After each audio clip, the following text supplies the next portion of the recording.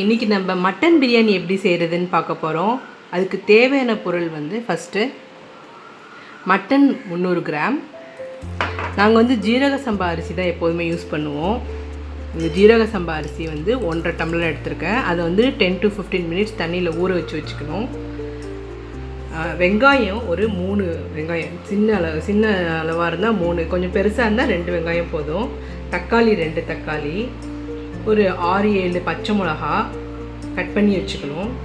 இஞ்சி பூண்டு விழுது வந்து ஒரு ஃபுல் பூண்டு, அப்புறம் ஒரு 1.5 இன்ச் இஞ்சி.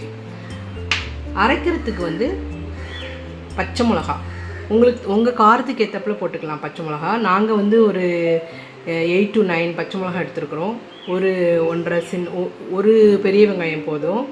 அப்புறம் கொஞ்சோண்டு புதினா, கொஞ்சோண்டு கொத்தமல்லி. இது வந்து கரம் மசாலா கிடையாது, இது வந்து பிரியாணி மசாலா. இது டிஸ்கிரிப்ஷன் உங்களுக்கு நான் போட்டுக்கிறேன் எப்படி செய்யணுன்ட்டு. அது ஒரு 2 ஸ்பூன் போட்டுக்கோங்க. ஒரு லெமன். தாளிக்கிறதுக்கு வந்து பட்டை, கிராம்பு வந்து ஒரு 7-8 கிராம்பு, பாதி அன்னாசி முக்கு, 3 சின்னதாக இருந்தால் 3 பிரிஞ்சி இலை, கடல்பாசி கொஞ்சமாக எடுத்துக்கோங்க.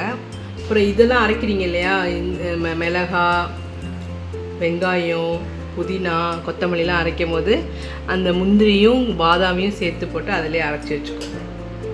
வாங்க இப்போ தாளிக்கலாம் பிரியாணியை. இப்போ பிரியாணி தாளிக்க போகிறோம். அதுக்கு வந்து ஒரு 5 டேபிள் ஸ்பூன் குக்கிங் ஆயில் சேர்த்துக்கோங்க. நெய் வந்து ஒரு 2 இல்லைன்னா 3 உங்கள் தேவைக்கு ஏற்றாப்புல ஊற்றிக்கலாம்.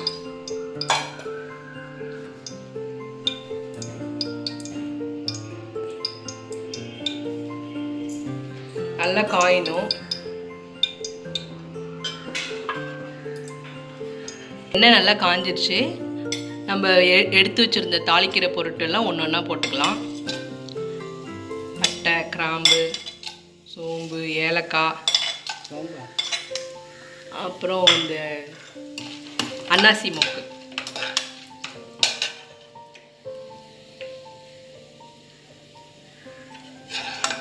எல்லாத்தையும் போட்டு நல்லா கொஞ்சம் வெயிட் பண்ணுவோம். நல்லா வெடிக்கணும். இப்போ வந்து வெங்காயம் ஆட் பண்ணிக்கலாம். வெங்காயம், பச்சை மிளகாய் ரெண்டு ஆட் பண்ணிக்கலாம்.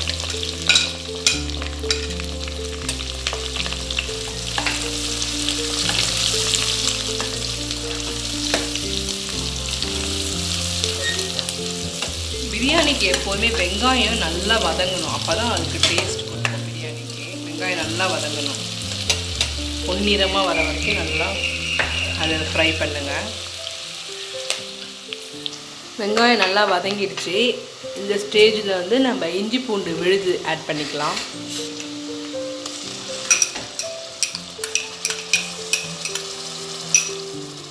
இஞ்சி பூண்டு கொஞ்சம் வாசம் போகிற வரைக்கும் வதக்கணும். அதுக்கப்புறம் அரிஞ்சு வச்சுருக்க தக்காளியை போட்டு அதில் வதக்கி எடுக்கணும். தக்காளி ஆட் பண்ணுறதுக்கு முன்னாடி நம்ம அரைச்சி வச்சுருக்கோம் இல்லையா, பச்சை மிளகா, புதினா, கொத்தமல்லி, அதெல்லாமே ஆட் பண்ணிக்கோங்க.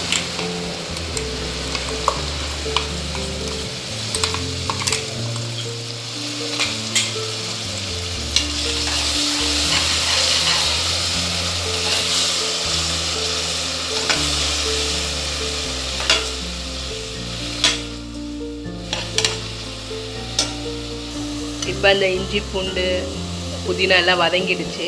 இப்போ தக்காளி ஆட் பண்ணிக்கலாம்.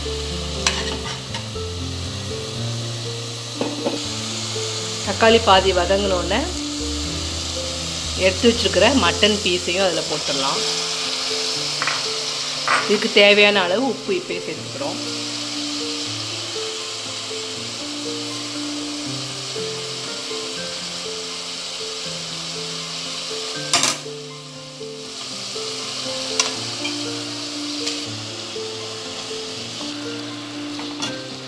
ஒரு டம்ளர் தண்ணி ஊற்றி எல்லாத்தையும் நல்லா மிக்ஸ் பண்ணிக்கலாம். இப்போது நம்ம தண்ணி இப்போ ஊற்றும் போதே நம்ம கவுண்ட் வச்சுக்கணும் எவ்வளோ ஆட் பண்ணிக்கிறோன்றதை.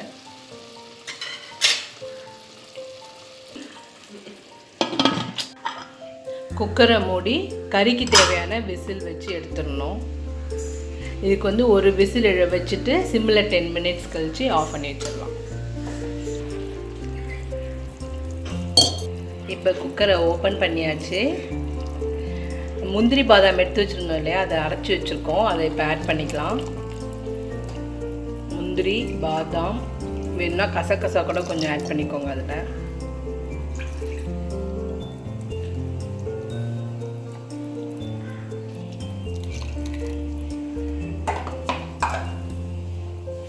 இப்போ அந்த நம்ம ஊற வச்சுருந்தோம் இல்லையா, அந்த அரிசியை வந்து தண்ணி சுத்தமாக வடித்து எடுத்து வச்சுருக்கோம். அந்த அரிசியை இப்போ ஆட் பண்ண போகிறோம்.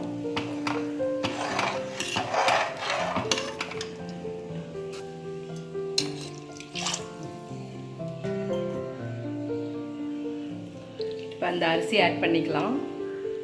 இப்போ அந்த அரிசி ஆட் பண்ணிக்கலாம்.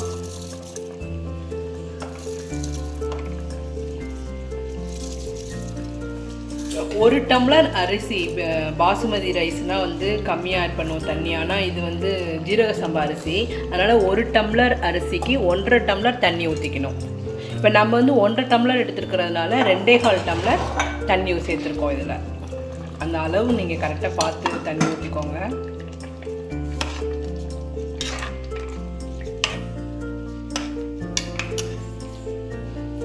ஃபைனலாக 1.5 டேபிள் ஸ்பூன் பிரியாணி மசாலா,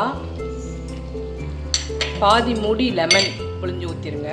இது லெமன் ஜூஸ் பாதி.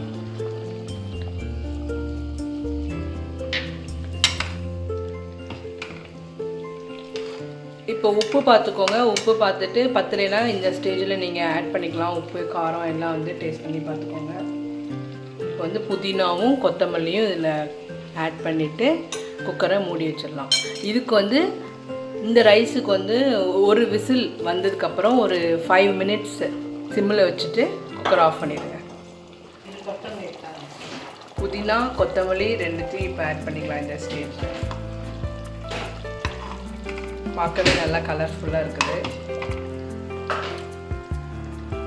நல்ல வாசமும் தூக்குது. இது வந்து உங்களுக்கு ரொம்ப ஈஸியான பிரியாணி. நீங்கள் எதுக்குமே நீங்கள் வந்து காஞ்ச மிளகா கசகசா அது இதுன்னு அரைக்கணும் தேவையே கிடையாது. ஒன்லி இஞ்சி பூண்டு தான் அரைச்சிருக்கோம்.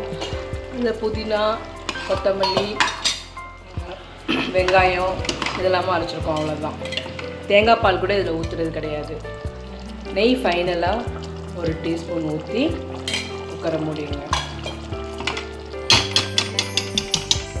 குக்கரில் விசில் வந்து 5 மினிட்ஸ் ஆனதுக்கப்புறம் இப்போ எல்லாமே ஆட் பண்ணியாச்சு. இப்போ குக்கரை மூடி விசில் விட்டுடலாம். ஒரு விசில் வந்ததுக்கப்புறம் 5 மினிட்ஸ் கழித்து சுவையான மட்டன் பிரியாணி ரெடி.